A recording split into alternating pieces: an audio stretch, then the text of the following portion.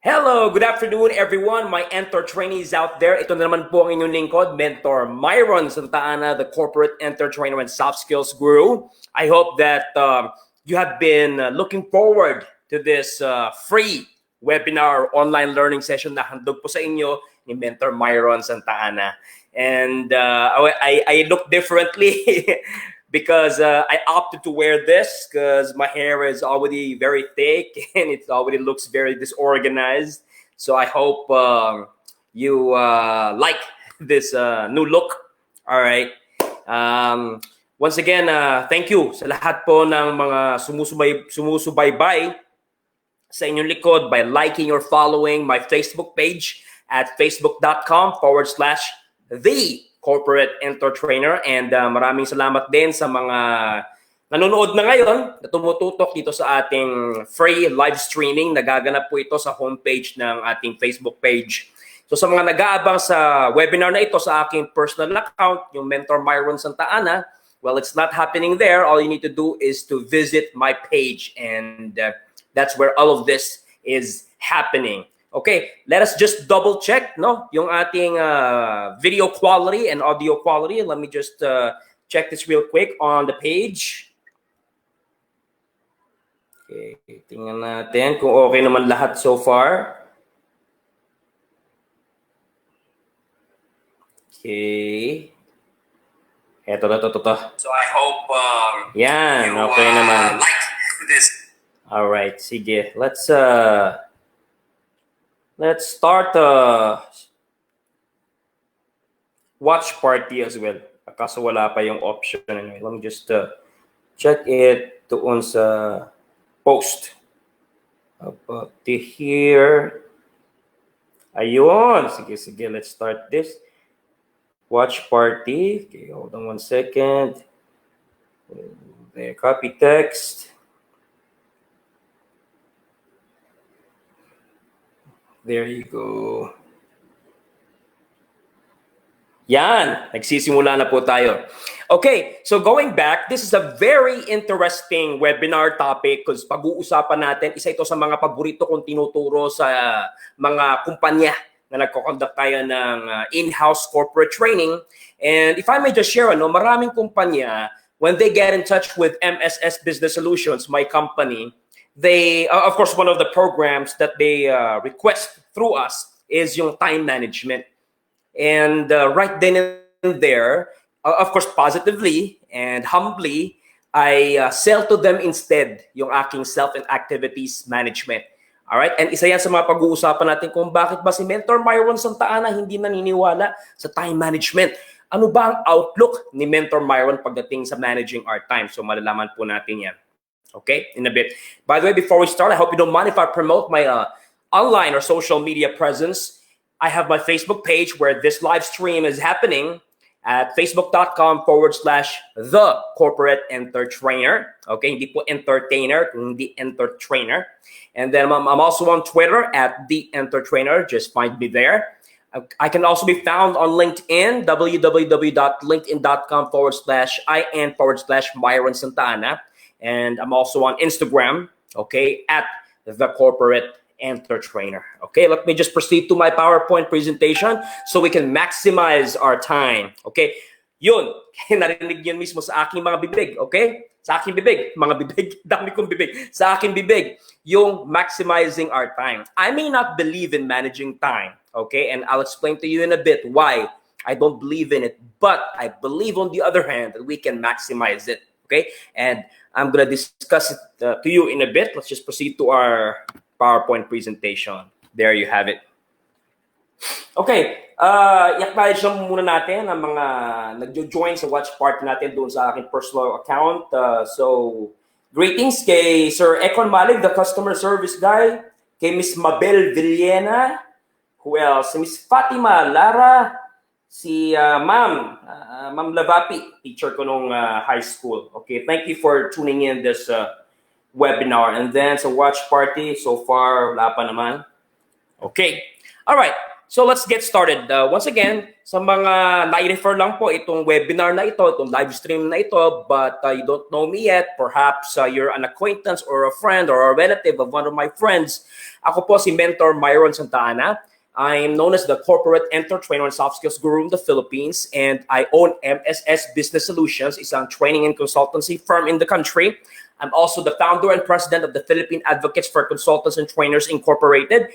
I'm also the managing partner and chief consultant of Thought Leaders Philippines. Ito po ay isang speakers, trainers at consultants bureau arm ng MSS Business Solutions. I'm also affiliated with a lot of local and international training companies and speakers bureaus. All right. So my livelihood is as a professional corporate trainer, public speaker. So I do motivational and inspirational speaking. I'm also a learning and development and organization development consultant. And I'm also a team building facilitator. Okay? So you can just call me Mentor Myron. Nauuso ngayon yung pagdidikit ng title na coach, no? Whether they just want to attach that title or they got that title through a certification like life coaching. But ako personally, I'd rather be known as a mentor, okay? Because when you're a mentor, you know, you're gonna be there with your mentee, with the person you want to help every step of the way. So mas big picture, mas malalim, mas malawak yung sakop ng isang mentor kaysa sa coach. Na, alam mo naman, as a dictionary says, when you're a coach, you're coaching or teaching somebody on a certain skill, like the how-to of doing it, okay? So much for that. Okay, but may good morning Aquabest to. Nagpasan na natin yun. Hindi ko pala, kasi Aquabest is one of the companies that I provided this training for. Itong ipapakita ko sa inyo ngayon. But, okay, so disregarding that, good afternoon po sa lahat ng mga nanonood. Ang araw po ngayon ay Lunes. Okay, April pa rin po tayo. Tayo pong lahat ay naghihintay na bumalik na uli sa normal ang ating kalagayan. But this enhanced community quarantine is going to be until April 30th. So let's just make the most of our time.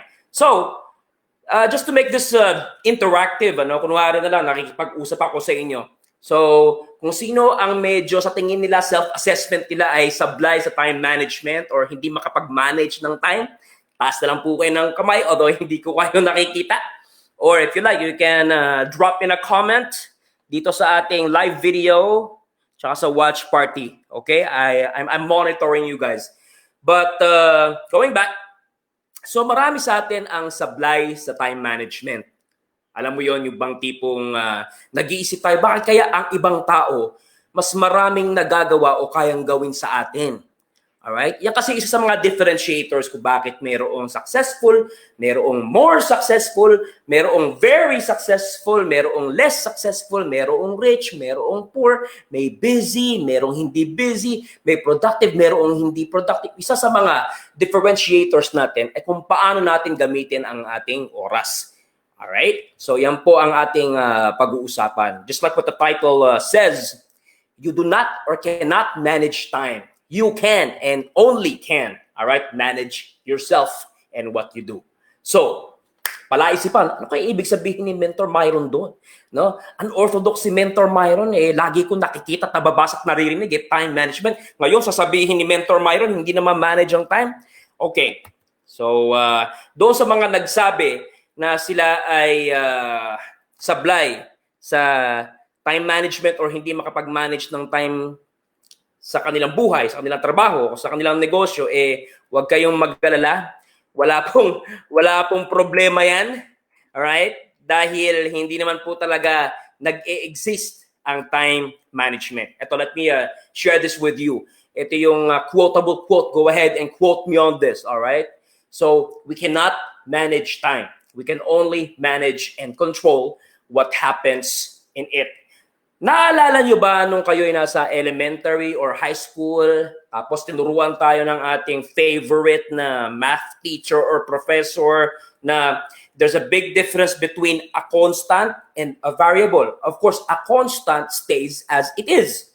You cannot do anything about it. It's a constant nga. It's something permanent. It's something fixed or fixated. Diba? And then on the other hand, meron naman tinatawag na variable. Ito, itong variable na to, modifiable ito. You can customize it, you can change it, you can tweak it, Right? So, permanent versus fluid. Alright? So, ngayon pag-usapan natin, ang oras ba ay constant o ang oras ba ay variable? Okay, what do you think?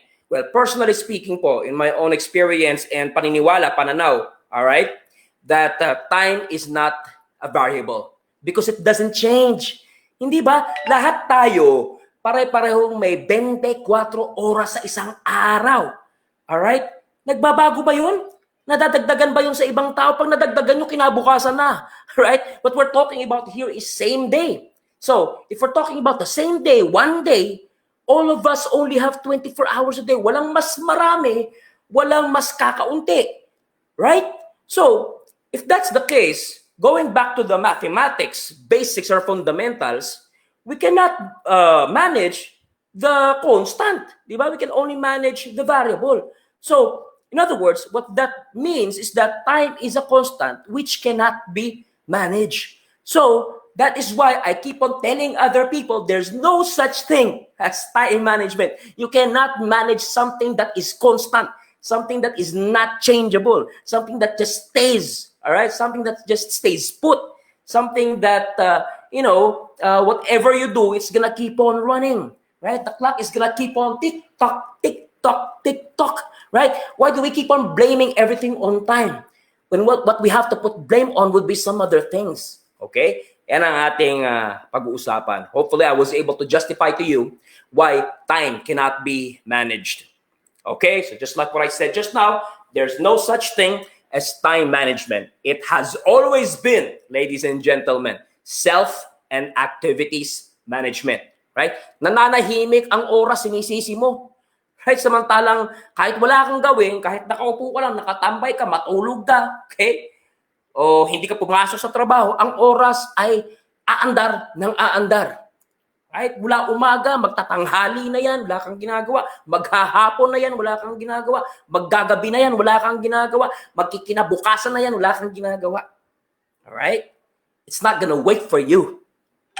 And you don't have to wait for time yourself. So, let's move further. So, there's no such thing as time management. It's always been self and activities management. Before we go any further, okay, let's just acknowledge those who are tuning in right now. So let's send the wave to Mr. Pepot Garcia, kaibigan nating kapwa trainer, consultant, and speaker na sa Mindanao-based. Okay, Mr. Bong Sache. Greetings to you as well, my friend. One of the newest members of our organization, the Philippine Advocates for Consultants and Trainers. At kasama din natin ang isang mga fellow trainers ko nung nasa corporate world pa ako, si Mr. Paul Minguba. And then, of course, teacher ko nung elementary, si Ms. Judith Cacho. Salamat po, ma'am, sa pagsubaybay. And then we also have, of course, my beloved wife, nasa taas lang, si Mrs. Beverly Tandok Santa Ana. There you go. Sino ba ang dapat nating i-acknowledge dito? Okay, so watch party, wala pa so far. All right. By the way, guys, just to set clear expectations with you, all right? Marami po akong personal na pananaw na later on as we go along our presentation, mapapa-step back ka ng bahagya, right? Baka may tendensiya din na tumaas ang kilay mo ng bahagya o kaya naman mapaisip ka ng bahagya. All right? Okay lang 'yon. Kasi nga, meron tayong kasabihan na what doesn't challenge you, doesn't change you. Kasi napaka-unorthodox talaga nitong bagay na i-share ko sa inyo. And it's all up to you if you're gonna embrace my principles or not. Basta ito namang i-share ko ay mga bagay na umubra sa aking buhay. Kaya naman from my humble beginnings, I was able to turn my life around to become who I am now. An owner of my own company who's able to do a lot of things in life, right? Within the limited 24 hours a day. So if you would like to emulate how I do it, yun ang magandang tanungin natin sa sarili natin. Paano nga ba na ma-maximize ang oras na constant na hindi tayo hihintayin, na galaw na ng galaw kahit tayo magtamad-tamaran at walang gawin araw-araw? Okay? And in line with our topic for today that we cannot manage time. Kaya may orasan dito sa harapan nyo ngayon. Kasi isa rin sa mga bagay na, well, later on, pag-uusapan pa natin yun in detail. Isa sa mga bagay na pag-uusapan natin, di ba, yung work-life balance, hindi ba? Dictionary says na ang balance ay 50-50. equal, di ba? Kaliwa is equal with kanan. So 50-50, yun ang konsepto ng balance, hindi ba? So di ba isa sa mga nireklamo natin sa buhay, yung mga tipong too many things to do, too little time, right? So kaya nangyayari itong work-life balance ito nagiging imbalance na. Kasi nga we spend more hours at work than the hours we spend with our family sa bahay, di ba? May kinalaman din kasi doon yung time eh. Yung time kasi nga sabi ko nga sa inyo, yan ay patuloy na umaandar, right? Yan eh hindi ka hihintayin. Kaya isa sa mga pag-uusapan din natin ay because there's no balance anymore with work and life because work eats up a major or the most portion of your everyday life, eh, paano ba tayo magiging effective sa ating trabaho? Yung ba mga tipong being able to do more with less, when I say do more with less, do a lot of things, okay, than others with less time. And how can we be able to maximize time in such a way that we're able to optimize our capabilities or potential in the limited time that we possess. So, yan po ang pag-uusapan natin. Pinakaunang tip ko sa inyo guys, ito kailangan natin i-clarify ito kasi baka ma-misconceive nyo na ako'y hindi advocate ng health and wellness. Hindi naman po. So, before you react, let me tell you about this tip first, and then later on, we're gonna try to balance it with, medical concerns as well. So, unang tip, gumising ka ng napakaaga. Alright? Ito lagi ko itong sinasabi sa lahat ng tao. The world's greatest problem is not actually lack of time. It's lack of discipline. Kasi, tinatanong mo sa sarili mo, paano ko kaya matatapos lahat ng gusto kong gawin? Paano ko kaya mapupuntahan lahat ng gusto kong puntahan? Right? Paano ko kaya ma-accomplish in the least or fewest or shortest time possible yung gusto ko ma-accomplish that I know would take up a lot of my time? Right? Eh paano nga ba ang sagot din nasa iyo? Gusto mo marami kang magawa pero anong oras ka gumigising? Hindi ba? Kung gumising ka, alas 8, alas 9, alas 10, alas 11, alas 12, tapos na ang kalahati ng araw. So, common sense. Paano ka makakagawa ng napakaraming bagay kung halos ubos na ang araw mo? So, if you want to do a lot of things in life, all right, once again, don't put the blame on time. It's not gonna wait for you. You wake up as early as you can. Right? So, gumising ka ng napakaaga. Ano ba ang matuturing na maaga? Well, it depends on you. Ako, totoo lang, if I may just share my personal situation, I try to wake up as pag may kasi nagaganap ang enhanced community quarantine, medyo may pagkabatugan pa tayo ng konti. Although we're trying to be as productive as we can by organizing free webinars like this that hopefully you guys out there appreciate. No? Pero doon usually, sa normal life natin na reporting to our business every day hanggang Saturday, we try to wake up as early as we can.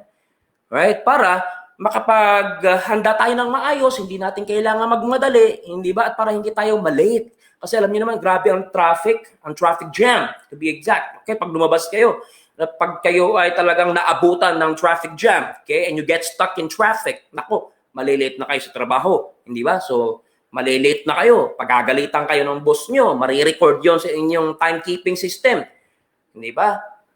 Okay? So, gumising tayo ng napakaaga kung gusto nating marami tayong magawa sa buhay. Okay? Ito, nagkaroon ako nag-conduct ako ng research. Kasi, ang gusto kasi natin, if we would like to be successful in life, we have to think, we have to speak, we have to act, we have to behave like successful people around us, like yung mga sikat na mga billionaires, di ba? Business tycoons, both here in the country and outside. Ako na-curious ako eh. Kasi ayoko naman na parang, mag-exert ako ng extraordinary effort sa sarili ko, okay, when it comes to disciplining myself. Pero ang tanong, yung mga iniidolo nating mga naging milyonaryo, bilyonaryo, most successful people on this planet, sila ba ganyan din? Gumigising din sila ng napakaaga? So, nag-research ako and then I came across this infographic compiling yung habit or behavior na some of the most successful people on earth. Okay? Tapos, ito, guys, tingnan nyo, ito yung wake-up time nila. Isa-isahin natin itong infographic na to. 5% of the successful people wake up at 9 in the morning. Okay, okay. 5%. So, ibig sabihin, okay ka pa kapag gumising ka ng alas 9, no? Eh, yun nga lang, 5%, oh. Di ba? Are you just gonna be part of the 5%? Are you not gonna be part of the majority? Okay? Sabi dito, 6% wake up at, okay, yan. 6% wake up at 8 o'clock in the morning. O, yan, ha? So, next naman, ang hinahanap natin yung pinakamaage. Sige, sige. Let me start over. Sabi dito, 11% of the most successful people on earth wake up at 4 in the morning. Okay. Tapos, next would be 6% wake up at 4:30 in the morning.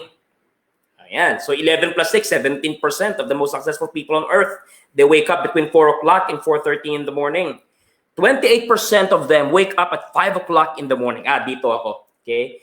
May mga sometimes lang na nandito ako sa 11% who wake up at 4 a.m. tsaka 6% who wake up at 4:30 a.m. Pero yung average ko talaga ito sa 5 o'clock in the morning. So, 28% pala.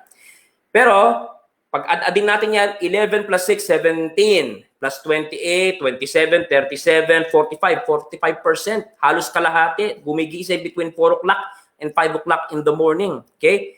11% wake up at 5:30 in the morning. So, pagplaspasin natin yan, 17, 27, 37, 45, 55, 56% of them, okay, wake up between 4 o'clock and 5:30 a.m. Alright, so kalahati. 11% wake up at 6:30 in the morning, 22% wake up at 7 o'clock in the morning, 6% wake up at 8 o'clock in the morning, 5% wake up at 9 in the morning. Ito yung mga times na talaga matuturing nating sobrang aga no? Yung between 4 o'clock tsaka 6:30. O sabihin na natin 7 o'clock. Yan, between 4 o'clock and 7 o'clock, yan yung mga napakaagang gising. O pagplaspasin natin 17, 27, 37, 45, 55, 56, 66, 67, 77, 87, 89. 89% of the most successful and the richest people on earth, guys, they wake up as early as between 4 o'clock and 7 o'clock in the morning. Right? Mayayaman na tong mga ito, Napakadaming mga pera niyan. Wala na halos mareklamo sa buhay yan. Lahat ng mga luho na ibibigay nila sa kanilang mga mahal sa buhay. Tapos sila, napakadaming pera, gumigising pa rin ng napakaaga. Ano pang irereklamo natin? Diba? So, wake up as early as you can. Because we only have 24 hours a day. And you want to be able to do a lot of things in life. You want to be able to get closer to your goal in life, then make the most of your limited time, kaibigan. Alright? Okay. Next, syempre, kung gigising ka ng napakaaga at gusto mong ma-maximize your available time there is, then patulog ka rin ng napaka-late. Right? So, alam ko, may mga tumataas ang kilay dyan, lalong-lalo na yung mga inclined to health and wellness or medical practice. Please allow me to not only justify this further, but to counter this as well with another thing, okay? So, matulog ka rin ng napaka-late. O, tinan mo ito, pag-usapan natin, sleeping time. Okay, but before we continue, let's just acknowledge yung mga tuning in right now. So, let's just acknowledge Mr. Jesse Jamitas, Kabashkuno High School, Miss Princess Lizelle Mansalita. Si Miss Princess pala ito. Thank you, ma'am, for tuning in. We also have si Miss Princess ay isa sa mga clients natin. So bumalik si Sir Econ. And then si Aliyah Rodriguez, regards to you. Mukhang meron na tayong comment sa ating watch party. Tingnan natin kung ano yung comment or question niya. Si Mr. Econ Malig, nag-hi lang pala. Let's just like lang natin. Yan. Thank you so much for tuning in. Okay, sleeping time. Once again, itong infographic na ito ay compilation ng habits. Okay, waking up tsaka sleeping habits ng some or most of the most successful and richest entrepreneurs or tycoons on earth. Okay? Tingnan mo to. 5% of them sleep at 11:30 p.m. 5% sleep at 12 midnight. 18% sleep at 1 in the morning of the following day na yan, 5% sleep at 3 a.m. of the following day. Okay? And then 5% sleep at 9:30 p.m. 18% sleep at 10 p.m., 9% sleep at 10:30 p.m., 32% sleep at 11 p.m. But this is something we cannot deny. Mapa 11:30 p.m. man yan, 11 o'clock p.m., 10:30 p.m., 10 p.m., 9:30 p.m. Yan po ay mga makukonsidera nating mga too late na mga oras sa araw, hindi ba? So itong mga taong ito, napakaraming mga pera, napakaraming mga awards, successful, okay? Na kumbaga they have all the time in the world to sleep, to relax, right? To not pressure their body anymore. Ganito sila matulog, oh. Okay? Kasi nga, if you would put ourselves in their shoes, kasi nga, pareho natin silang mag-isip eh. Right? That the time is limited, time is a constant. It will not wait for us. It will not change. It's gonna keep on running and tick-tocking. All right? So, kung gusto nilang mas marami silang magawa, kung mas marami silang gustong buhay na matouch, kung gusto nilang magkaroon pa ng napakaraming oportunidad to make an authentic impact, right, in the lives of people around them, then they would have to maximize their time. Okay? So, tinayin mo dito, ano yung mga talagang extraordinary, unusual to 11 o'clock p.m. onward. So, pagplasplasin natin yan. 32 plus 5, 37. 37 plus 5, 42. 42 plus 18, 52, 60. Tapos 65. See, 65% of the most successful people on earth, they sleep late. Okay? Alright, but ngayon, marami siguro tumatas. Grabe ka naman, Mentor Myron. So, ibig mong sabihin is kailangan parusahan namin ang aming katawan. Gumising kami ng napakaaga kahit na nakikipaglaban kami kay, kay Antok. Tapos, ayun na, gumising kami ng napakaaga, napakahirap gawin yun. No? Tapos, patutulugin mo kami ng sobrang late. Ano na yan? Grabe naman yan. Wala na kaming tulog yan. Right? Okay, I understand where you're coming from. Okay? I remember one time, no, I guested sa isang radio show na showing live din sa TV or nakatape. Okay? Na ang pinag-usapan namin no, ganun-ganun rin how to maximize your day, how to keep yourself productive. And nag-comment yung mga host din doon kung bakit daw parang hindi ata maganda daw na i-suggest ko na gumising ng napakaaga at matulog ng late para mas marami kang magawa kasi nga ang oras ay tumatakbo. I understand naman where they're coming from. Siguro kasi dalawang audience kasi pinag-uusapan natin dito eh. May audience kasi na pinanganak silang maayos na ang buhay. Maganda buhay, kahit hindi sabihin natin mayaman ang mga magulang, kahit paano professional ang mga magulang at napag-aral sila ng maayos sa magandang kolehiyo. Okay, so yung sinasabi kasi niya, applicable yun sa mga taong okay na sa buhay eh. Right? Pero sa mga sa ibang side, kaya sa ibang category, tulad ko, yung mga taong talagang galing sa wala, anak ng mahirap, right? Anak ng talagang isang kahig, isang tuka, anak ng mga less than minimum wage earners. Okay? So, nasa punto kasi kami na na kailangan naming kumilos, kailangan naming baguhin ang buhay namin, kailangan naming gumawa ng isang bagay na kahit paano mai-equalize ang mahirap at mayaman. Right? Kailangan naming magsumigasig, kailangan naming magtrabaho ng matindi, kailangan naming mag-aral, right? May mga tao pa nga, 'di ba, nagwo-work, nagpa-part-time pang working student, 'di ba? Nagpa-part-time sila. Right? That's how they maximize their time. So siguro itong mga sinasabi kong ito namimili lang din ng kinakausap eh. Right? And wala kasi akong kilala na sabihin na natin galing ka sa wala, you had a humble beginning, anak ka ng mahirap. Di ka kayang pag-aralin. Okay? Kailangan mong magtrabaho habang nag-aaral. Kailangan mong magkatulong, magkasambahay habang nag-aaral. Kailangan mong talagang paglingkuran ng ibang tao para ikay kumita ng pera, para ikay makapag-aral, para ikay makapagtrabaho. Okay? So, sa mga kagaya namin, at least applicable ito. Kasi hindi naman namin nabago ang buhay namin eh. Hindi naman namin na-turn around yung buhay namin natutulog kami ng 9 na oras, 10 oras, 11 oras, 12 oras.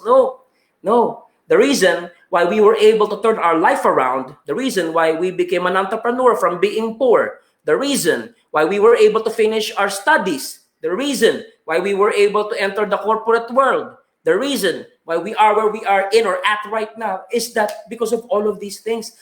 nagtrabaho talaga kami, pinahirapan talaga namin ang aming utak at aming katawan. Okay? So yun lang naman ang parang depensa ko na kung ikaw ay nandito sa mga galing talaga sa wala, talagang kailangan mong may gawin. You have to sacrifice your sleep. You have to really face the burden physically, mentally, psychologically of the journey to becoming successful. Pero kapag ikaw ay nasa kategoryang ito na okay ka naman sa buhay na wala ka nang gustong patunayan, okay? Then go ahead. That should be a matter of concern.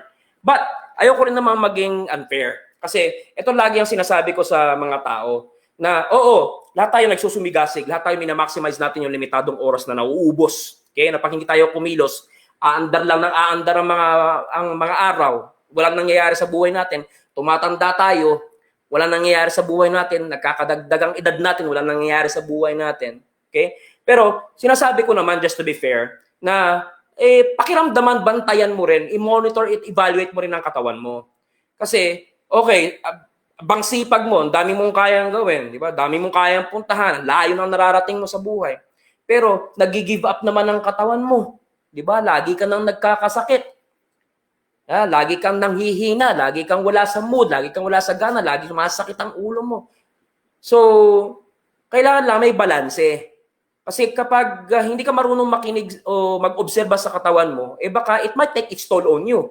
Sa sobrang kagustuhan mo, pag nanasa mo na maging successful sa buhay, yumaman, maraming magawa, right? Mag-take ng masters, mag-take ng doctorate, no? Mag-double major, di ba? Sa sobrang kagustuhan mo na magawa lahat ng gusto mong gawin sa buhay.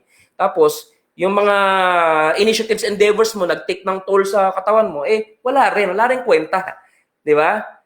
Magiging isa ka sa numero o statistics ng mga taong, alam mo yun, kinuha na ng Panginoon na napakabata pa. So, wag naman. So other than wealth, other than success, other than fame or popularity, meron ding mga bagay na kasing importante nila, katulad ng health and wellness. Okay? Spiritual health, physical wealth, mental health, psychological wealth, and of course, the quality time you have with your loved ones. Right? So, ako, personally, supporter ako, advocate ako ng ganun. Pahabain natin ang ating buhay. At the same time, maging malusog tayo. Pero once again, what we're talking about here is how to maximize your time. Right?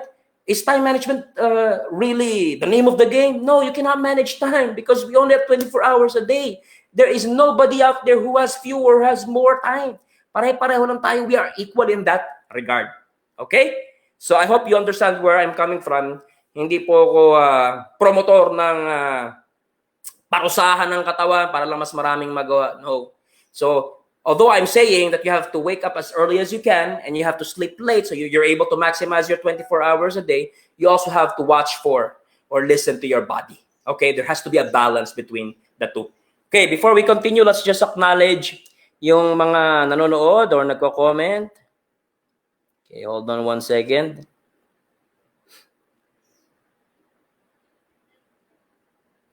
Okay, medyo matagal lang mag-load. Okay. Hello, Mentor Myron. Ayan. Hello po, Miss Princess Mansalita. Good topic. Yes, indeed. Brother Econ, the customer service guy. Interesting topic, sir. From Aliyah Rodriguez. Part ng MSS Business Solutions yan. Okay. So yeah, sleep hours, 14%. Ito, summary lang, 14% sleep, 45 hours. 32% sleep for 5 to 6 hours, 27% sleep, 7 to 8 hours, 27% sleep for 6 to 7 hours. See, numbers don't lie, right? Statistics don't lie. Okay? Ito na mismo nagsasabi sa atin, itong infographic ito, sinasabihan tayo, that the richest and the most successful people on earth, okay? They only sleep, 14% of them only sleep for 4 to 5 hours. Ako, naglalaro ako sa, sa pagitan ng 14% na yan, tsaka ng 32% sleep. So, mostly 45 hours, but may mga times din na natutulog ako ng 5 to 6 hours. 27% sleep, 7 to 8 hours. 27% sleep, 6 to 7 hours. Okay? So, uulitin ko guys, Ang tanong natin ay, how are we gonna become productive? How can we maximize our time? Right? How can we make the most use or good use of our time? Ito na ang sagot. We only have 24 hours a day. Sleep as early as you can. Sleep late so you're able to maximize your remaining hours in between. But, right? Don't get me wrong. You have to monitor, listen to, watch out for, and evaluate your body. Because if your body is not aligned with your personal goals, then kailangan may balance ang dalawa. Otherwise, baka kung anong mangyari sa'yo. At hindi po yun ang ninanasa ko. Alright? But, syempre, hindi sapat yan. Kasi marami akong kilala din, bang aga nilang gumising, mas maaga pang gumising sa akin. Di ba? Mas late silang matulog kaysa sa akin. So talagang gamit na gamit ang limitadong oras nila. Pero ang tanong, right? Napakadami nga ang oras mong gising. Pero ano naman ang ginagawa mo sa mga oras na nakatayo ka, nakamulat ka at gising ka? Yun ang tanong. So hindi sapat na gumigising ka ng maaga at natutulog ka ng late. Alright? You have to, well, a lot of people are already familiar with this. I-relate ko lang itong very known framework na ito sa konsepto ng time maximization. So, POLC. Yan. So, hindi sapat na ikaw ay laging gising, laging mulat, laging nakatayo. Right? Kung hindi mo naman ginagawa effectively or efficiently itong POLC na ito, wala ring kwenta. So, yan ang pag-uusapan natin. Ano ba yung POLC na yan? Okay. So, P stands for plan. O stands for organize. L stands for lead. At C stands for control. Yan. So, it doesn't matter kung napakarami mong oras mag-ising, kung hindi mo naman na-maximize ng mga makabuluhang gawain ang iyong mga natitirang oras sa araw-araw. Okay? At para ma-maximize natin ang oras natin, because we don't manage time, we manage ourselves and what we do instead, ito mga bagay, mga best practices na kailangan natin gawin. So, let's start with letter P, planning. Paano ba magplano? Plano, akala natin napakadaling tingnan o pakinggan, no? Pero komplikado ang pagpaplano. Pero ituturo ko sa inyo, isi-simplify natin yung fundamentals ng pagpaplano sa araw-araw nating nabubuhay sa planetang ito. Okay, number one guys, ako very big fan ako ng ang plano, ang mga balakin sa buhay dapat hindi lamang nasa isip. 'Di ba? Yung running joke pa nga diyan mauntog ka, magka-amnesia ka, wala na. Nakalimutan mo na yung mga inisip mo. So, mas maganda para may something concrete na visual reference ka na babalik-balikan or pwedeng balik-balikan araw-araw for evaluation purposes. Isulat mo ang goal mo. It doesn't matter where you write your goal on a piece of paper, in your notebook, on your laptop. It doesn't matter where. Basta mahalaga, isulat mo ang goal mo. Okay? Tapos, hindi lang dapat yung goal ang isinusulat. Kasi yung goal kasi is the destination Saan tayo lahat papunta? Right? Sino gusto nating maging? Halimbawa, just to simplify it na lang, you want to make the most of your 1 week, let's say. So, before the Monday comes, kailangan the day or the night before, meron ka nang nakasulat na goal. Sa goal na yon na nakasulat, simple lang. Kailangan mong isulat kung ano ang dapat mong i-accomplish before the coming week ends. Alright? Ngayon, after you have written down your goal, you have to support that goal, of course, with your objectives as well. Ganito kasi yan Ang goal ay yung destination. Yung objectives naman, yun yung experience or journey. The goal answers the question, what? What do you want to do or accomplish? Who do you want to become? Where do you want to go? Samantala yung objectives, they answer the question, how? Paano ma-achieve yung goal mo? Alright? So, goal, what? Yung objectives, how to. So, para silang partner in crime palagi. They complement each other, they go with each other. Hindi pwedeng may goal ka na wala kang objectives. Hindi pwedeng nagkaroon ka ng objectives nang wala kang goal. Alright? They go together. Okay. So, example lang tayo halimbawa, ang goal ko from Monday to Friday the following week would be to let's say close at least 3 new training program needs. Ayan. So yun dapat hindi matatapos ang susunod na linggo, mapalima o 6 na araw man niya if you work until Saturday nang wala tayong na-close na 3 bagong deals. Yan. So halimbawa yun ang goal mo So ngayon mapapaisip ka, yun ang goal ko. So, dapat makatatlo ako. So, para magkatotoo, may sa katuparan ko yung goal na yun, ano ang mga gagawin ko? Ayun. So, i-enumerate mo naman ngayon yung mga objectives. Right? Paano. Right? Kung paano mangyayari yung goal na isinulat mo. And dapat, Yung mga objectives na yan, nakasulat din. Okay? So, ganun pamamaraan, guys, yung araw-araw, sa araw-araw na halimbawa pag-report mo sa trabaho o pagpunta mo sa store mo, sa negosyo mo, is that at the back of your head, lagi kang reminded eh. Okay, so pwede mo rin of course i-communicate sa sarili mong staff pag meron ka ng sariling group. Now, guys, our goal, before we go home or enjoy our weekend on Friday or Saturday is to develop 3 new businesses. And I was already able to write down the supporting objectives for that goal. Here they are. Di ba? Nilist down mo tapos kinommunicate mo sa kanila. So, ikaw at yung mga tao mo, purposeful lahat ng bawat galaw nyo sa negosyo, sa trabaho. Hindi ba? Hindi yung mga taong, dito mo ngayon madidistinguish yung kaibahan ng mga taong busy lang at saka ng mga taong talagang totoong productive. Yung mga taong busy, kapag titingnan mo sila sa trabaho o sa negosyo, grabe, dami-daming ginagawa. Malikot, makulit.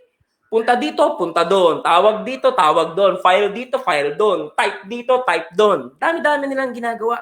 Pero bakit kaya? At the end of the day, before you send them home, they do not give you appreciable numbers. That's because they were only busy and they just look busy.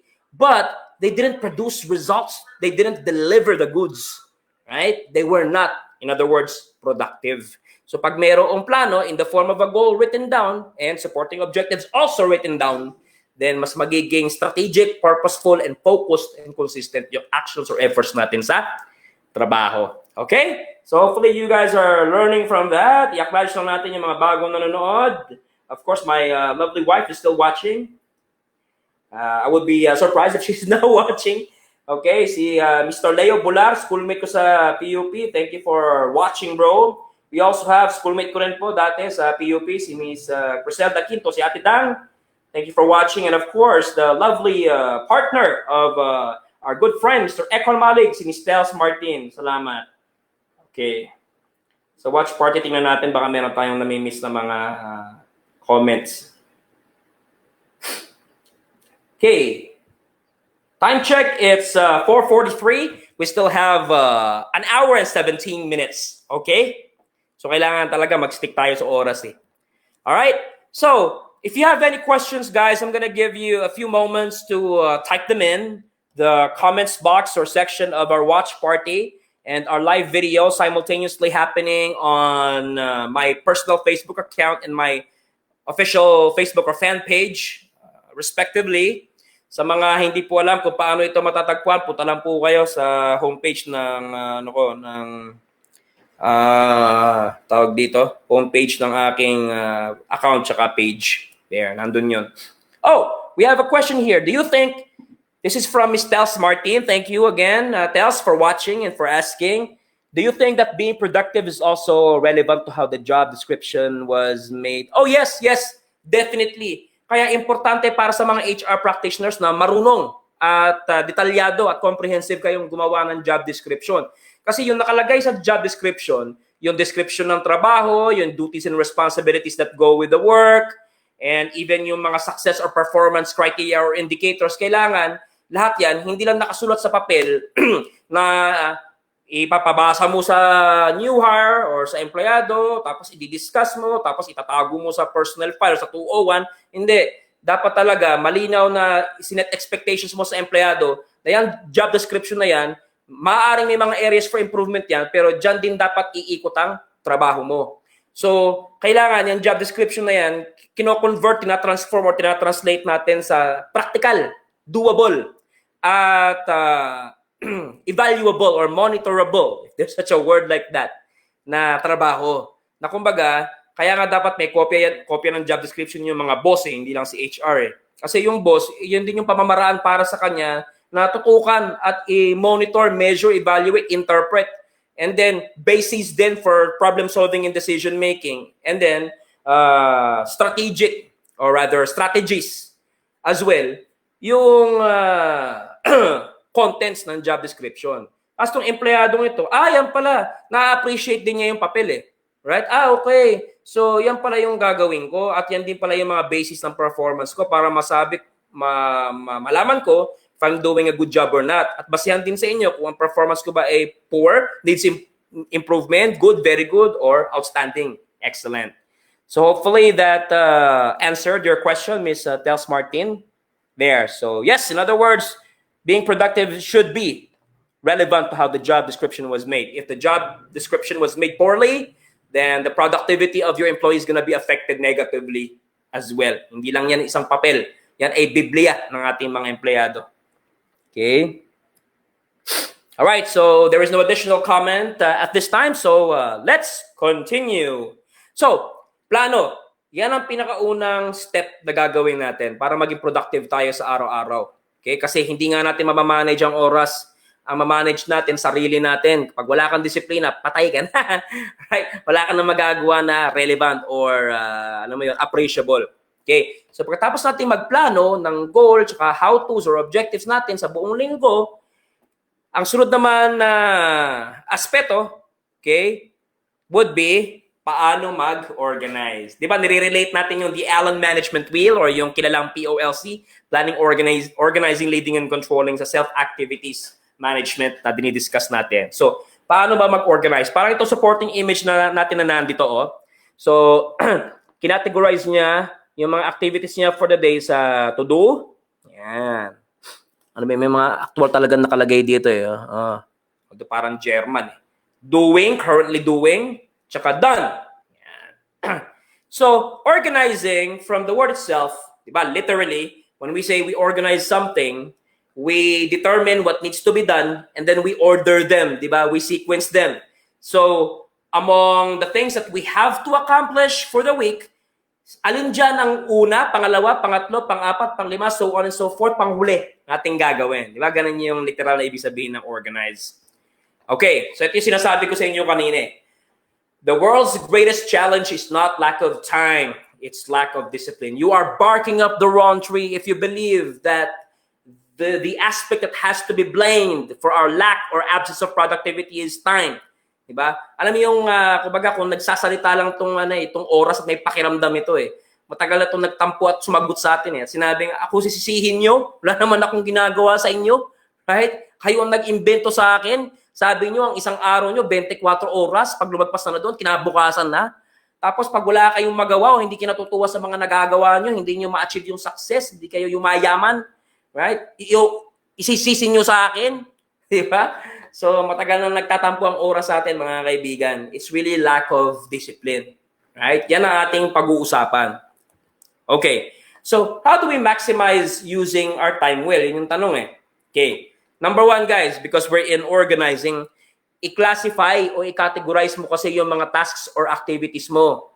So, before you roll the sleeves up, diba, sa start of the day, so, i-enumerate mo. Dito rin papasok uli yung kaganda ng sinusulat eh. So, i-list down mo lahat ng mga gagawin mo. Yan. Yan. List down mo lahat yan. Alright? List down mo lahat ng gagawin mo. Okay. Now, pagka-list down mo lahat ng mga gagawin mo, ito isa sa mga simple. I'm pretty sure that a lot of you watching right now already know about this. Okay? So, we're just gonna make some perfect sense out of this. So, ang unang nagpasikat talaga nito ay si former US President Dwight Eisenhower. Siya ang totoong nag-invento nitong pag-uusapan natin about time management or self and activities management. Ito ay sinusugan lang at tinweak a bit, pero parang ganun din ni Stephen Covey. Alright? So, ito yung sikat na time management matrix, although I would like to call it, because I don't believe in time management, as a self and activities management matrix. So, dalawang aspeto tinitingnan dito. Kapag ino-organize at kina-classify or categorize natin yung mga gagawin natin sa loob ng isang araw o isang linggo, pag-aaralan mo yung degree of urgency ng mga bagay-bagay na yon. And then on the other hand, pag-aralan mo rin yung level of importance or significance ng mga gawain na yon. Okay, so balik tayo ha. So nailista mo na lahat ng gagawin mo. Yan. Kaya magandang gawin dito, drawing ka ng 4 na box, quadrants. Okay, gayahin mo lang tong matrix na to, tong grid na to. Tapos sulat ka ng urgency dito sa taas and then importance dito sa kaliwa. Yan. Yung sa mga axis. Okay? Merong activities na kina-classify natin as not urgent. Okay? Okay, pakita mo na natin lahat. Yan. May mga activity na naka-classify as not urgent but they are important. Okay. O sige, i-define muna natin na baka kayo nalilito kung anong ibig sabihin ng urgency tsaka importance. Urgency, from the word itself, urgent siya, ibig sabihin, may mga bagay na kailangan ng gawin now. Kapag yan ay reschedule mo, pinospone mo sa ibang araw, then baka mayroong problema mangyari sa iyo o sa negosyo o sa trabaho mo. Okay? Yun ang ibig sabihin ng urgency. Kaya meron din naman mga trabaho na hindi sila urgent, ibig sabihin, pwede mo ipagsabukas, pwede mo ipagsa isang linggo, pero importante pa rin silang gawin. Ibig sabihin, they may not be urgent now, pero kapag dumating na yung araw ng urgency nila, doon na malilintikan. Kasi halimbawa, okay lang na hindi siya gawin ngayon, pero kailangan mong gawin ng Friday. Tapos pagdating ng Friday, pinalipas mo ang Friday, nagsabado na hindi mo nagawa, patay. Yung not urgent na task na yan, na dapat naging urgent na nung araw na yon, magiging critical na yan, source of problem. Okay? So yun yun. Yun po yung ibig sabihin ng urgency tsaka ng importance. So going back, may mga activity na, mahalaga sila. Ibig sabihin, kailangan mo pa rin gawin. Okay, maybe not now, but they are still important. Okay? But they don't have to be finished immediately. So yun, sa mga tasks or activities na nilist down mo, identify mo doon kung alin doon ang important pero hindi urgent. Yan. So, meron din naman mga bagay na naka-classify na urgent. Ibig sabihin, delikado kapag hindi mo yan ginawa now na mismo, now na, okay? Pero, importante rin sila at the same time. Meron namang mga activities na urgent, urgent sila. Kailangan mong gawing now na, hindi mo na pwedeng ipagsabukas, pero hindi sila importante. So, ano kaya yung mga bagay na ganon, okay? And last but not least, may mga aktibidades na hindi na nga urgent, ibig sabihin okay lang kahit hindi mo gawin now, pero hindi rin sila importante at the same time. So ano bang dapat gawin sa mga yan? So unahin natin toong nasa taas, yan, not urgent but important, or important but not urgent. Once again, ito yung mga aktibidades na walang mangyayaring masama kapag hindi mo sila ginawa ngayong araw na ito, pero importante pa rin silang gawin doon sa araw na magmamature na sila. By then, magiging critical naman sila. So, all you need to do from the word itself ay delay or defer it. I-schedule mo lang ng tama. Kung okay lang na hindi yan gawin ngayon, anong araw at anong oras ba talaga siya kailangan gawin? Right? At dapat hindi mo siya makalimutan sa araw at oras na iyon. Dahil kapag nakalimutan mo nga, matinding problema na ang mangyayari. Okay? So, delay or defer it. Okay, next. Doon naman sa mga aktibidades na urgent na, important pa, okay? Kailangan mong gawin now. Kung hindi, may mangyayaring masama at importante talaga sila. Kaya hindi mo rin pwedeng skip. Then just do it immediately. Bakit i-reschedule mo pa? Bakit i-defer mo pa kung pwede mo or kaya mo namang gawin now? Yan. Doon naman sa mga aktibidades na, urgent sila, kailangan mong gawin now, pero at least from your perspective or as part of your own duties and responsibilities, hindi sila classified or categorized na importante para sa'yo, then, kung hindi siya importante sa'yo, pero urgent siyang gawin, then, delegate it to somebody else. But of course, especially if you have staff because you're a supervisor or a manager, pag-aaralan mo syempre yung workload ng tao. So, sino sa mga tao mo ang merong mas magaan na or maluwag na workload na pwede mong i-delegate tong task na ito sa kanya. Okay? And last but not least, doon naman syempre sa mga bagay na hindi na nga urgent, wala pang importansya, ano pa nga bang ginagawin sa kanila? Ang tawag po sa kanila ay ubos oras, time waster. Alright? So ang ginagawa sa mga bagay na yan ay don't do those at all. Yan po yung mga walang kwentang bagay na dapat hindi natin ginagawa. Ano ba yung mga walang kwentang bagay na hindi naman parte ng trabaho natin pero ginagawa natin sa trabaho? Yung mga alam mo yun, yung mga irrelevant, useless, at not contributory at all na mga chismisan sa trabaho. Ayan. Ano pa ba yung mga time waster sa trabaho? Yung pagpe-Facebook, kahit hindi naman bahagi ng trabaho, di ba? Okay lang sana kung break time ginagawa or lunch time ginagawa. Hindi. On company time, ginagamit mo ang oras ng kumpanya para pag mag-Facebook, manood ng YouTube, di ba? Mag-LinkedIn. Ibang tipong nagtatrabaho ka pa sa current kumpanya mo pero naghahanap ka na kaagad ng trabahong malilipatan gamit mo internet at oras ng kumpanya. Di ba? Okay, Twitter, Instagram, yan. Yan yung mga time waster. So, be fair to your employers, to those who are paying for your salary. Right? The moment you start work, dapat nagtatrabaho ka na talaga. yung ginagawa mo may kinalaman sa mga departmental and team goals and objectives. Okay? Huwag kang mag-ubos oras. Kasi sinuswelduhan ka sa bawat patak ng minuto, segundo na yan. Alright? Kaya ako, sobrang hindi ako nag-agree sa mga tao na ano eh. Diba? Halimbawa, 8 to 5 ang trabaho mo. Pagdating mo sa trabaho ng alas 8, imbis na magbukas ka na kagad ng email, mag-respond sa mga email, o kaya kung ano man ang una mo dapat gawin na related sa trabaho mo, ang ginagawa na nagbe-breakfast. Nagbe-breakfast sa trabaho. Right? Bakit ka nagbe-breakfast sa trabaho? Part ba ng job description mo yon that the first thing you need to do the moment you get to work would be to eat breakfast here when it should be something you should have done, di ba, na umaga sa bahay mo? Right? O ubus oras yun eh. Yung time na in-spend mo pagbe-breakfast, di ba? Bibili ka na sa 7-Eleven, sa mini-stop sa labas ng kumpanya mo, di ba? May baong ka, tapos magbe-breakfast ka, di sana dapat nagamit mo na yun sa ibang oras na mas mahalaga para sa kumpanya. Yung mga tinatawag nating income generating or funds earning activities and tasks, hindi ba? So, the world's greatest problem is not lack of time, it's lack of discipline. O isa pang hindi magandang behavior habit natin sa trabaho. Ang sabi sa batas, right? I-check mo ang labor code or labor law. Sabi sa batas, ang unpaid meal or lunch break ng empleyado, mapag-gobyerno man o private or whatever, ay 1 oras lang. Right? Pero anong ginagawa ng iba? Yung 1 oras nagiging 1.5 hours. Di ba? Nagiging 1 hours and 45 minutes or 2 hours. Ginagawa kasi boss sila eh. Di ba? Authority sila sa trabaho eh. Although sinasabi ng batas, 1 hour lang. Oh. So dapat pala, from 12 to 1 p.m. or after 1 p.m., dapat nakabalik ka na sa desk mo, nagtatrabaho ka na uli. Hindi 2 hours later. Kasi yung sa extra 1 hour na sinayang mo, pero bayad ka ng kumpanya, sinusweldo ka ng kumpanya, saan mo ginamit? Sa pakikipagdakdakan. Diba? Sa mga time wasters. Just to cut the long story short. So, once again, the world's greatest problem is not lack of time. It's lack of discipline. Okay?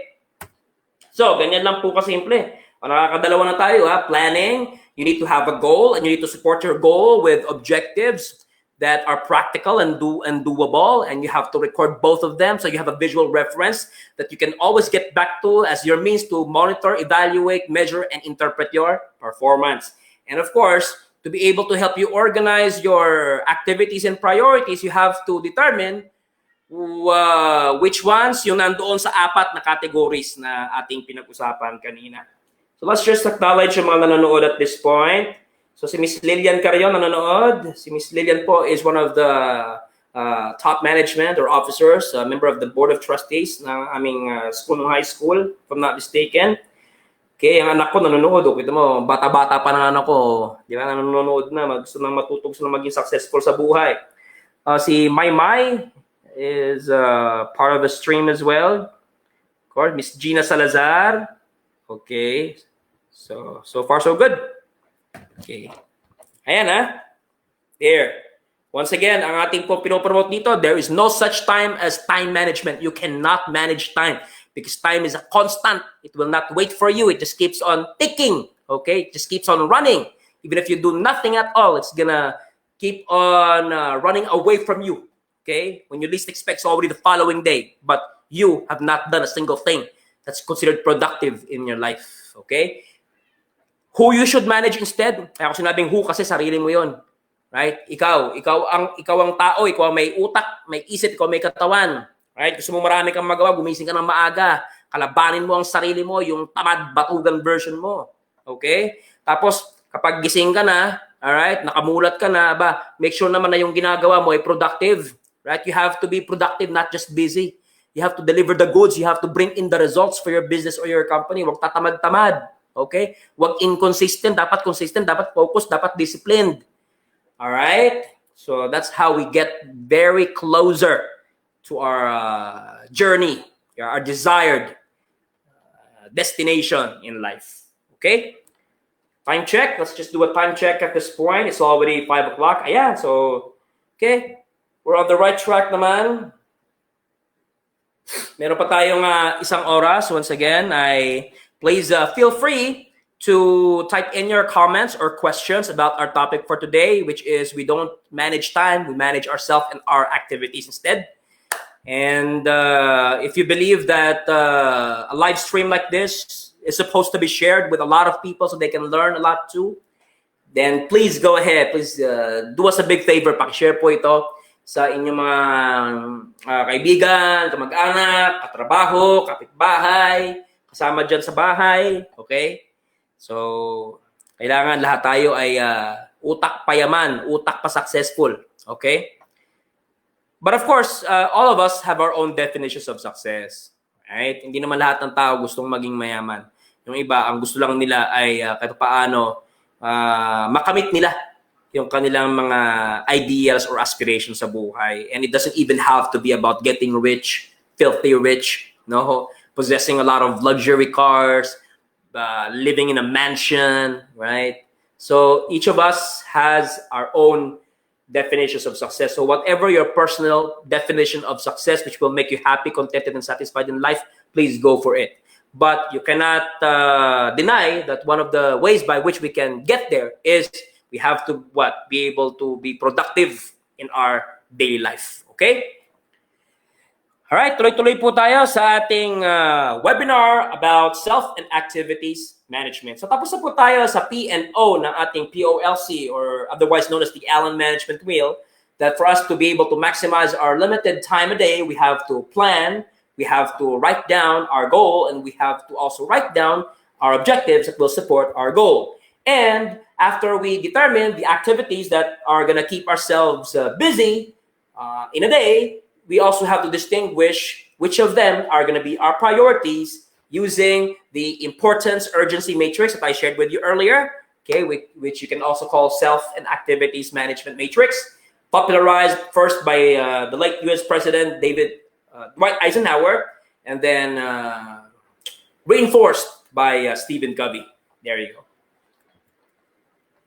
Alright, sige, tuloy-tuloy tayo. Doon naman tayo sa LNC ng ating Allen Management Wheel, which we can apply to ourselves. Okay, ako naniniwala ako na, just like what it says here, that the best type or form of leadership is self-leadership. As a matter of fact, I tell supervisors and managers that I train on this topic called leadership and management, that before you can lead other people, right, you don't have the right to lead other people if you don't and can't lead yourself yet. Di ba? Ito naman talaga yan. We have to be a role model. We have to walk the talk. We have to lead by example. Halimbawa, when it comes to our people's performance, di ba, we always pressure them to deliver or, to put on the table the kind of performance we expect from them. Ang malupit niyan, tayo, may sarili din tayong boss, pati yung boss natin, hindi rin naman natutuwa sa sarili nating performance. So, ganun yun. So, lead yourself first. Because ikaw, unless ikaw pinakamataas sa ang position sa kumpanya, may sarili ka ring boss. So, you have to practice what you preach. Dapat, ikaw din, nakakatanggap ng papuri sa sarili mong boss. Para yung excellence na ganun, nag-flow down or nagka-cascade sa mga empleyado mo. Ngayon, nagkakaroon ka ng na pati sila ay papaano i-positively remind sa mga expectations mo sa kanila, yung mga key performance indicators nila. Okay? Just like what the photo says here, lead yourself before you can lead others. So yun, i-apply ngayon natin yun sa sarili natin when it comes to maximizing our limited time and managing ourselves and our activities. Paano ba natin malilid ang sarili natin? How do we maximize self-leadership? Okay. First tip ko sa inyo guys, ganyan lang kasimple, basta gawin mo lang at tapusin mo agad. Alam mo yun, isa sa mga pinakamahirap gawin sa buhay yung gawin na lang yung mga pinlano. Tapos pag ginawa mo na, maging tuloy-tuloy ka naman sana, tapusin mo. Hindi ba? Ang dami-dami nating gustong gawin sa buhay. Halimbawa, gusto nating magtayo ng negosyo. Di ba? Gusto nating mag-transition from employment to entrepreneurship. Tapos, nag-set ka pa ng day or year kung kailan mo gagawin o sisimulan ng pagdinegosyo.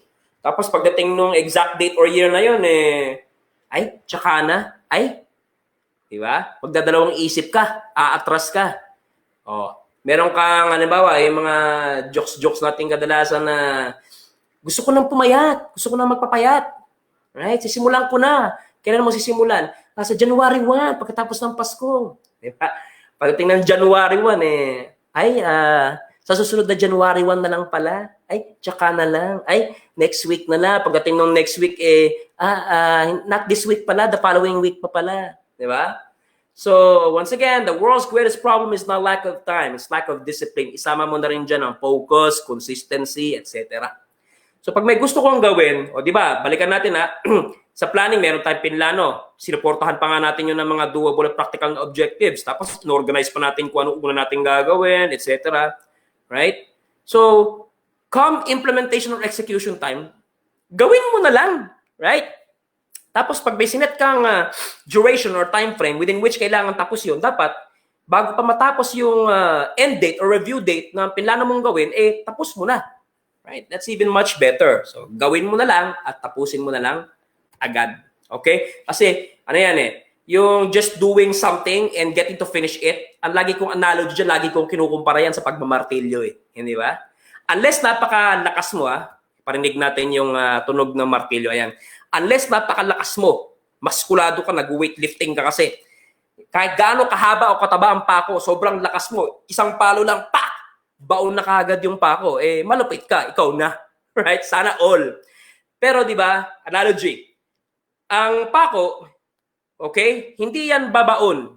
Kung hindi natin yan patuloy-tuloy na walang tigil at may puwersa at may consistency at talagang nakatutok, may control sa ating mga kamay at braso, na ipupukpok, pak, pak, pak, pak, hanggang sa bumaon ang pako.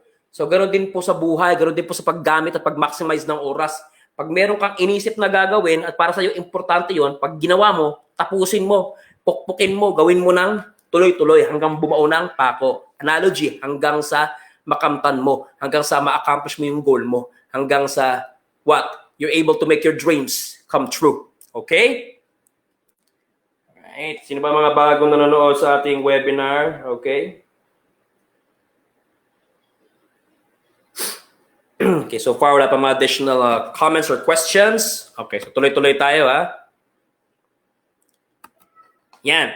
Okay. So, when you start doing something, right, to realize your goal and your objectives, okay, these are the characteristics that you need to possess. Dapat maging focused, disiplinado, at consistent ka. Focused, eye on the goal. You need to develop a tunnel vision that you're not gonna be, distracted. That your eyes are just on one thing and that's the goal that has to be achieved. Kailangan discipline ka. Diba? Isa sa mga kalaban natin sa buhay, yung mga distractions, yung mga distractions, mga bisyo, yan. Mga yaya na mga barkada, ano pa ba mga distractions sa buhay natin. Maraming tao may iba't ibang klase ng distraction. Pag dumating ang distraction, kailangan, you have to be mature, open-minded, professional, critical, and responsible. Tanungin mo ang sarili mo, okay, magpapadistract ba ako dito? Is this really important? Is this really urgent? Hindi So, hindi ako magpapadistract dito kasi meron akong kailangan or dapat na tapusin. And kailangan maging consistent ka. Hindi yung tipong meron kang gustong tapusin, Monday, Tuesday, masipag ka, pagdating ng Wednesday, tamad ka, pagdating ng Thursday, talagang hindi mo ginagawa, then balik ka na lang ng Friday. Right? Delikado yan sa mga taong nag-set ng deadline. Okay? Pag hindi ka magiging consistent, nag-set ka ng deadline, para maiwasan yung tsaka lang talagang magiging consistent pag malapit na sa deadline. Di ba? Yung tinatawag nating cramming. No? Ang nangyayari ngayon is dahil nirarush yung ginagawa, dahil puro tayo ningas kugon o kaya mga delay, tuloy, naapektuhan ang kalidad ng output or outcome. Alright? So once again, when we start doing something, we have to be focused, tunnel vision, disiplinado, don't be distracted, and we have to be consistent. We just have to be continuous with our actions and activities. Okay? All right. We would just like to acknowledge Miss Carla Villawan. Thank you for watching. Miss Reza Swift. Thank you for watching. Mr. Marjan Canon. Thank you for watching. Mga dati ko mga trainees to sa call center. Okay. Salamat sa panonood. All right. And then, speaking of distractions, guys, pag may mga distractions, lalong-lalo na ang distraction ay tao, right? We have to be assertive. We have to know when where, and how to say no. Yan. Yan ang isa sa mga pinakamahirap ang gawin sa buhay. Kasi tayo sa mga Pilipino, ang stereotype sa mga Pilipino, tayo ay nasi stereotype na mahiyain o kaya non-confrontational. So talagang napakahirap para sa atin ang magsabi ng hindi sa kapwa-tao. Halimbawa, sa trabaho, yung workload mo, punong-puno na, mabigat na. Right? Dahil nga sa ikaw ay napakagaling na empleyado, napakahusay, ikaw lagi yung sinasabihan ng or binibigyan ng trabaho ng boss mo. O kahit na ikaw ay pagod na sa kasalukuyan mong task, tapos dahil ayaw mong ma-disappoint ang boss mo dahil paborito ka nga utusan, dahil ikaw ay magaling at mahusay na empleyado nga, hindi ka mag-no-no. O, hirap ka na nga, mas pinahirapan ka pa. So dapat, in a humble way, in an optimistic way, in a positive way, learn to say no when you cannot or no longer do it anymore. Kasi yung mga distractions nga na sinasabi natin.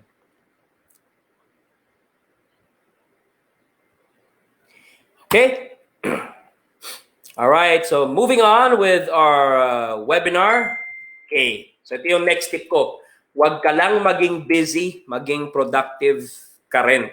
So diba, na-mention ko na ito kanina at the onset of our presentation, sabi ko nga, you need to be able to distinguish being busy versus being productive. Saan tayo dapat? Doon sa productive.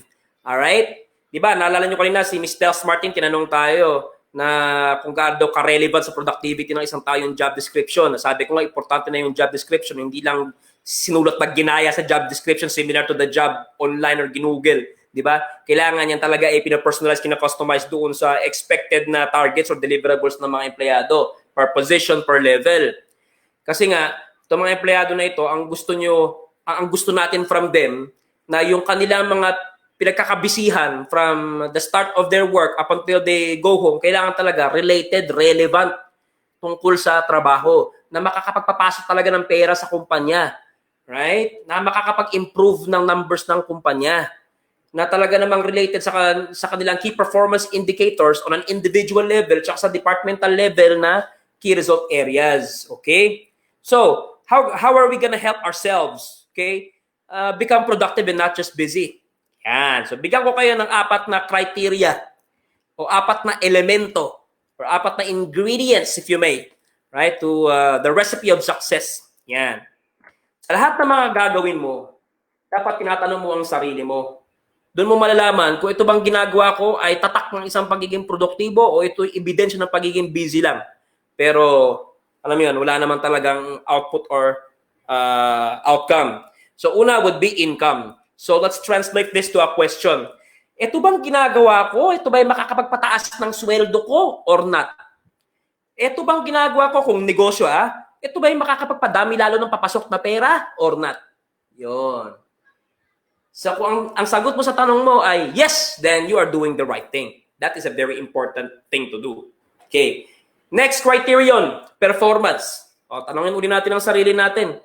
Kapag ba ginawa ko ito sa trabaho o sa negosyo, pupurihin ba ako ng boss ko at sasabihan akong, good job, keep it up, well done, excellent, outstanding, awesome performance.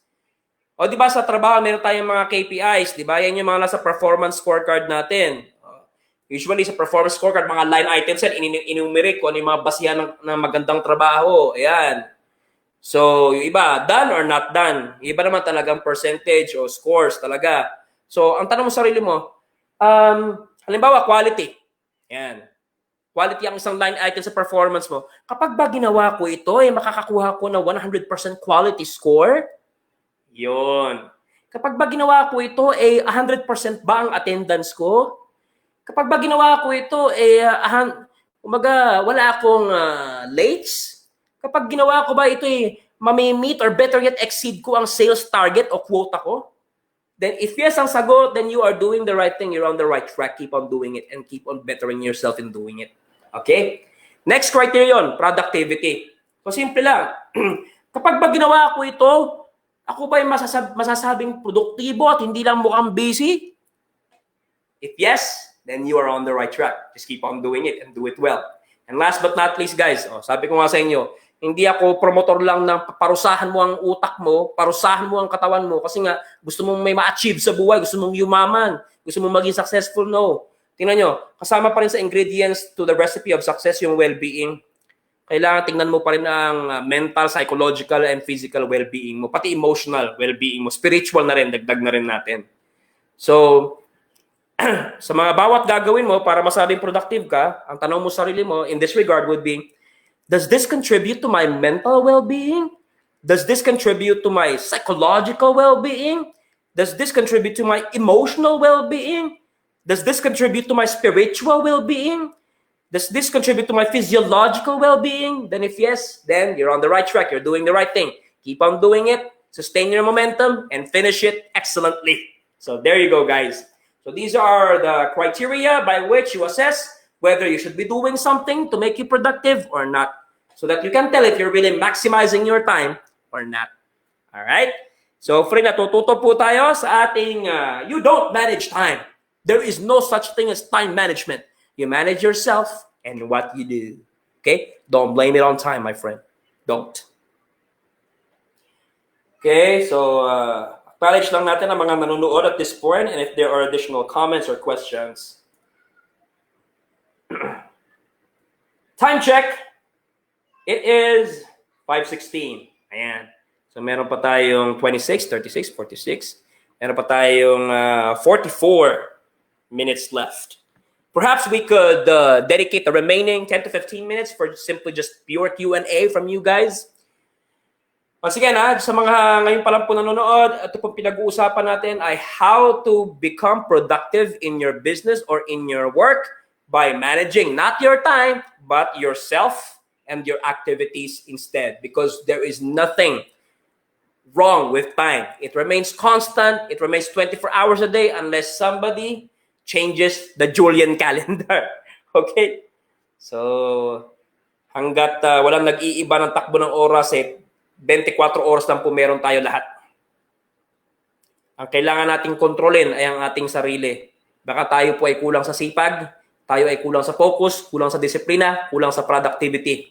Right? At hindi lang yan eh. Baka naman nasa tayo din po yan eh. Right? Nasa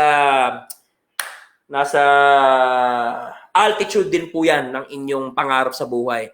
Kung ang pangarap mo ay dito na lang, then whatever your mind conceives, the body achieves. Because dito lang po ang pangarap mo, then yung katawan mo susunod lang sa sinasabi ng utak at puso mo. Yung kaya lang at pwedeng gawin lang ng katawan mo, right? Hanggang dito lang din. Pero kung tatayugan mo ang pangarap mo, dito pangarap mo, gusto mong maging negosyante, gusto mong tumaas ng corporate ladder, if you want to remain an employee, right? You want to be a manager, senior manager, very senior manager, hyper senior manager, mega senior manager, super duper manager, right? Or joke lang, okay? O kung gusto mo mas tumayog pa sa manager, director, AVP, VP, SVP, or president, CEO, then tayugan mo rin ang pangarap mo and then you have to make your body follow as well. Okay? All right, so hopefully you are still with me. If you have any question or clarification, please feel free. Don't hesitate to leave your comments sa comment section ng ating live video tsaka watch party. Okay? All right. There you go. So that ends our discussion on L, self-leadership. So just to give you a recap, once again, for you to be able to maximize your limited time, you have to plan. Part of planning is writing your goal, your destination, and supporting it with the how-tos, the objectives, the answers to your question, how, your experience or journey. And after you plan something, you now know what to do and how to do them. Of course, you have to classify or categorize the activities that would support your goal accomplishment, okay, and objectives carrying out, okay, by determining what needs to be done, and of course, lining them up in order of importance and urgency. So, binigyan ko po kayo ng self and activities management matrix, okay, kung paano natin maka-classify, maka-categorize yung ating mga activities para malaman natin kung ano talaga yung ating mga priorities, okay? At sinabi ko nga din sa inyo that the best form or type of leadership is being able to lead ourselves. We cannot lead others if we can't or don't even lead ourselves. It all starts from ourselves first, okay? So when we have to do something, just do it and finish it. And we have to couple it with focus, discipline, and consistency. All right? And binigay ko rin po sa inyo yung mga criteria na pwede natin pagbasihan para malaman if we are doing the right thing the right way. Yung income, does it contribute to income? Productivity, does it contribute to productivity? Performance, does it contribute to your great performance? And health, well-being, does it contribute to your well-being? Okay? Next would be control. There. We always see or hear the word control, but control in this sense is actually being able to manage your performance, right? After you plan, after you organize, after you lead yourself, syempre, ang susunod na dyan ay execution or implementation, di ba? So, as you implement what has to be done, kailangan you have your own control. You have your own performance management. So, yun yung pag-uusapan natin dito para talaga mas marami tayong masimulan, magawa at matapos. Okay, yan. Guys, ito ang inyong to-do list. Okay, who you are and what you can do now should always be a better version of who you were and what you could do yesterday or the other day. So, ang tip ko po sa inyo in this context would be talunin o galingan mo lagi ang sarili mo kahapon. Diyan tayo nag-upgrade or nagle-level up, di ba? Kapag ginagalingan natin yung previous self natin. There. Kaya importante, halimbawa ngayon, so hanggang April 30 pa tayo na nakatambay dito sa bahay. So, dapat, ang tanong mo palagi, you have to remain on your toes. Ang tanong mo palagi sarili mo, ano ba pwede kong gawin to keep myself productive? Para hindi lang ako nakatanga sa bahay. Para hindi mo kailangan kumanta ng, I'm bored in the house and I'm in the house bored. I'm bored in the house and I'm bored.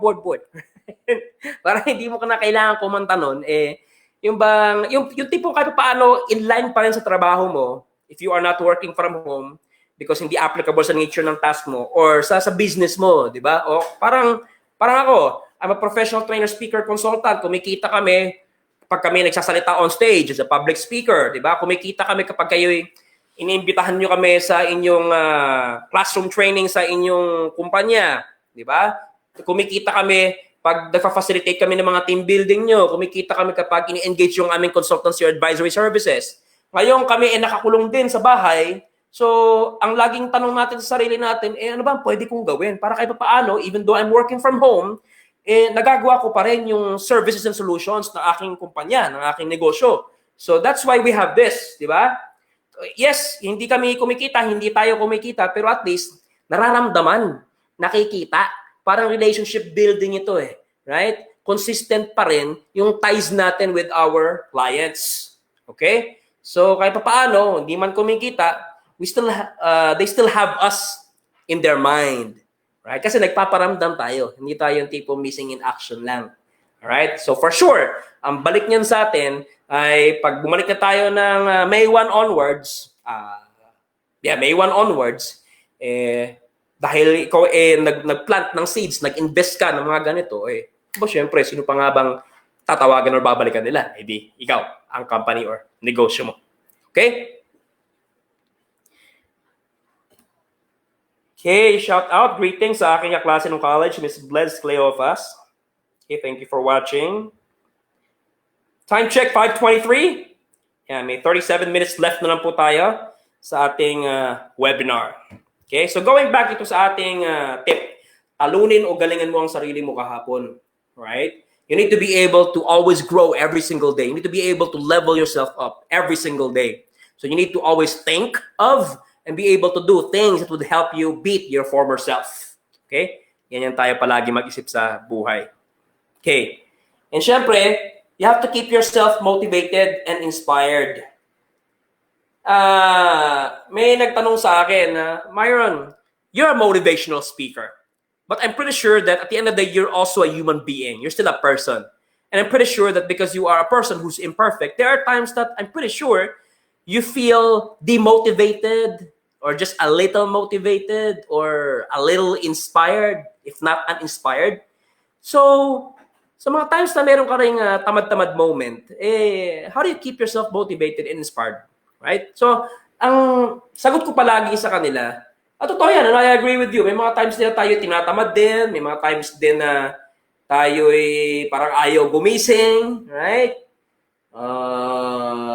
Hindi naman ayaw gumising. Yung iba na pala yun, baka patay na yun. Ibig sabihin, late nang gustong gumising, di ba? Tapos, Kakagising pa lang, mamaya tulog na naman. May mga times din tayong ganyan. Lalong-lalo na ngayon, hindi natin maiwasan yan. Talagang bored in the house tayo ngayon. Pero how do you keep yourself motivated, inspired? Simple lang. What motivates you ba? Who inspires you ba? Right? We are just within reach by them.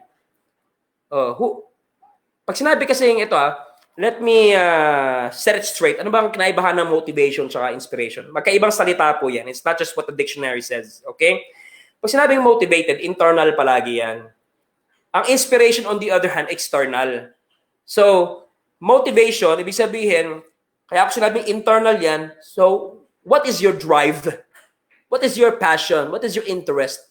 What is within you that keeps you motivated, that keeps you going, that keeps you running, that keeps you accomplishing things? So you have to answer that question. What is my motivation ba?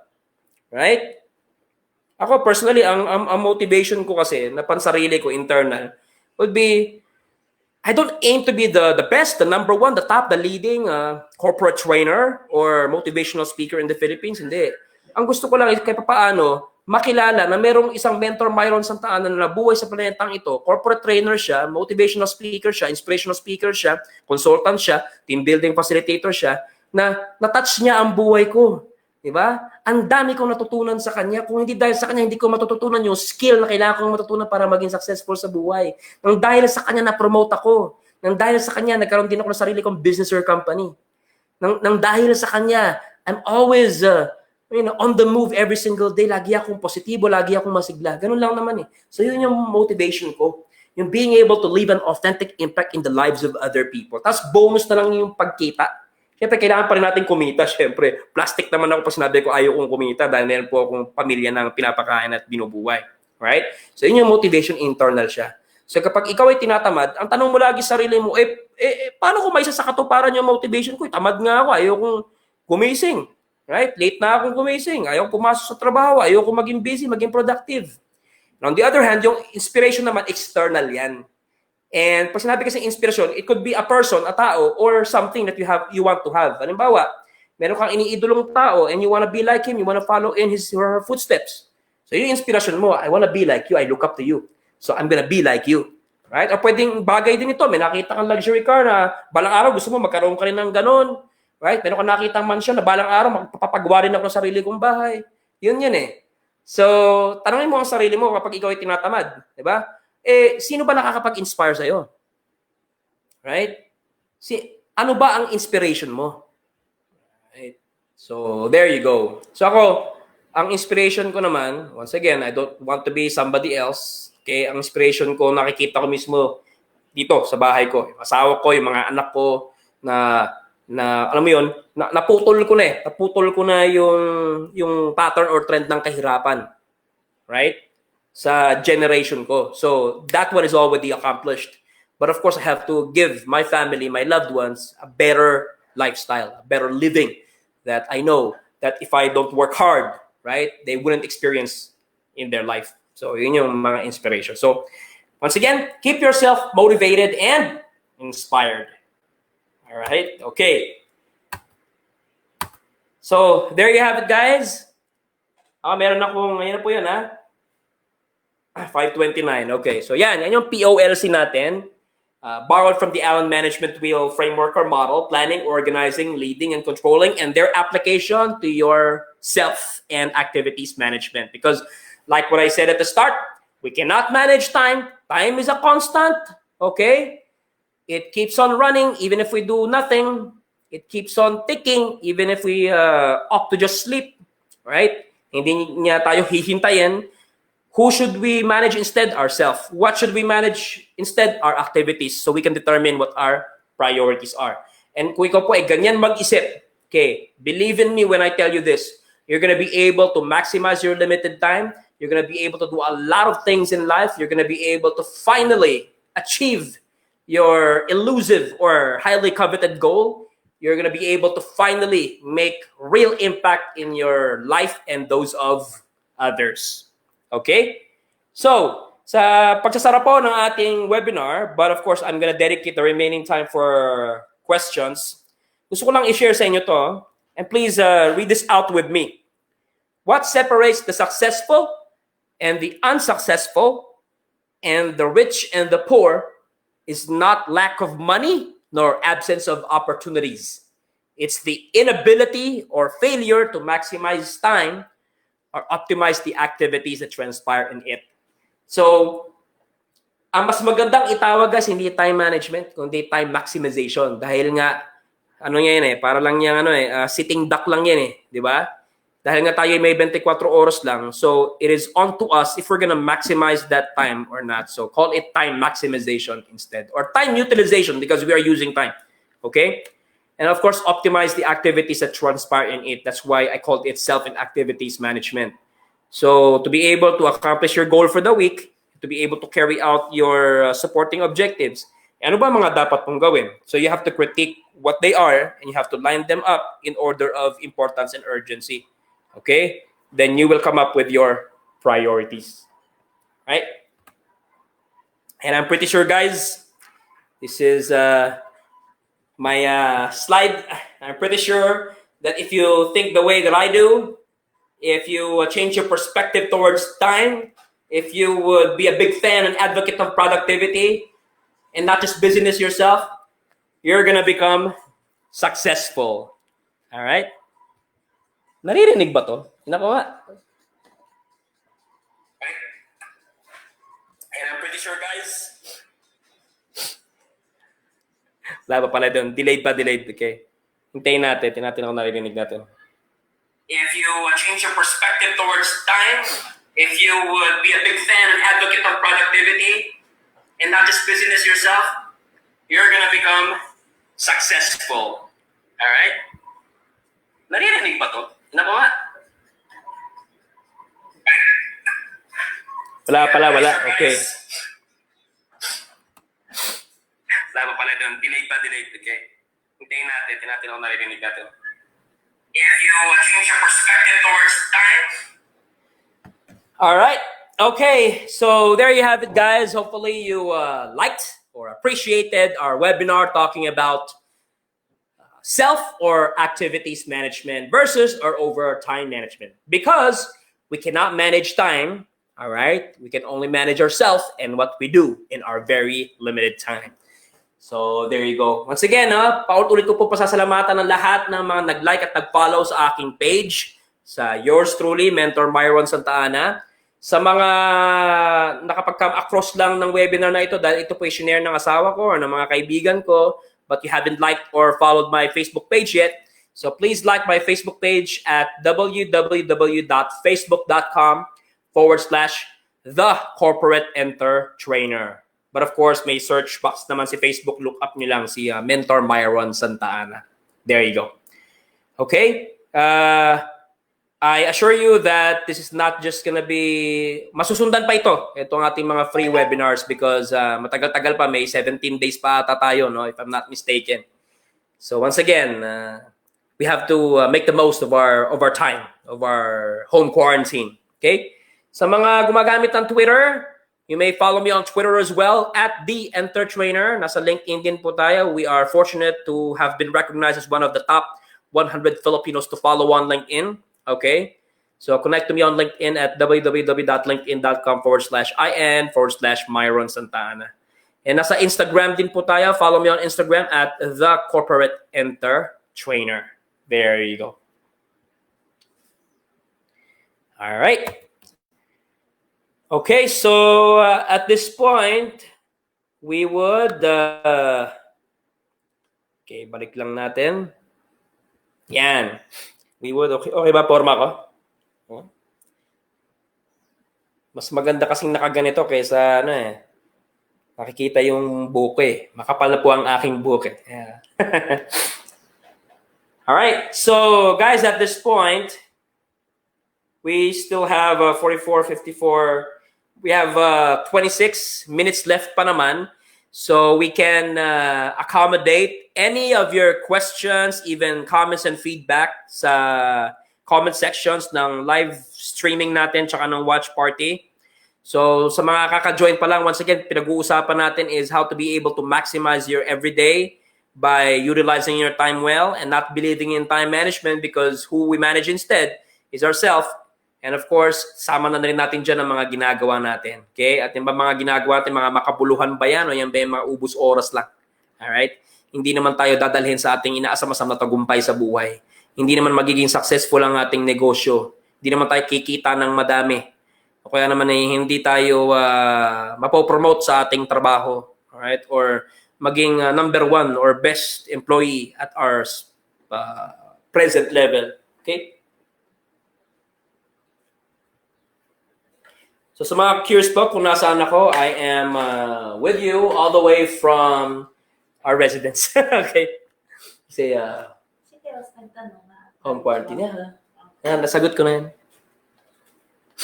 Yung sa job description.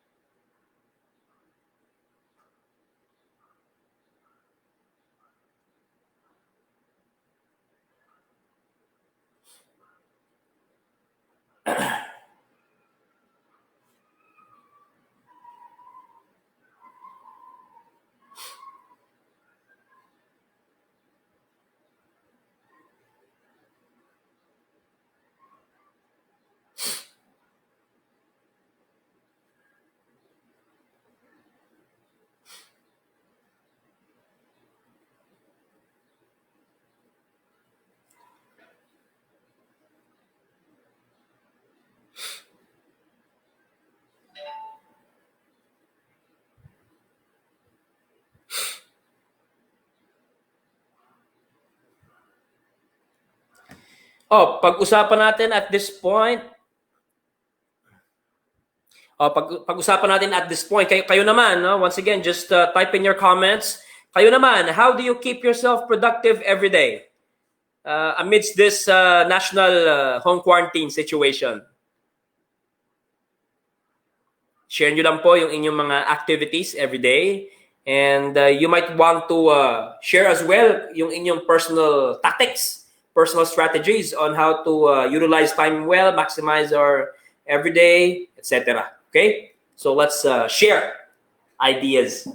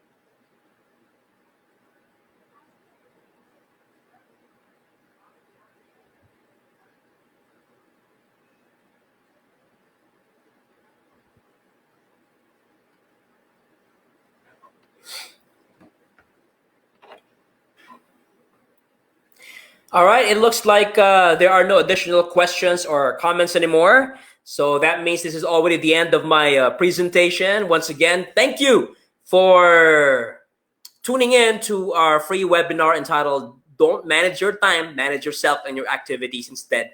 Thank you as well for liking or following my Facebook page, and I hope you can also join me and or follow me on my other networks or social media presence as well, okay? So once again, guys, this is Mentor Myron Santana, the Corporate Entertainer Soft Skills Guru, CEO, Chief Entertainment Officer of MSS Business Solutions, the founder and president of the Philippine Advocates for Consultants and Trainers Incorporated, the managing partner and chief consultant of Thought Leaders Philippines, the speakers, trainers, consultants, and facilitators bureau arm of MSS Business Solutions, and the corporate entertainer na nagsasabing, enjoy your day, and kita-kita po ulit tayo sa next learning session natin. For now, goodbye and peace out.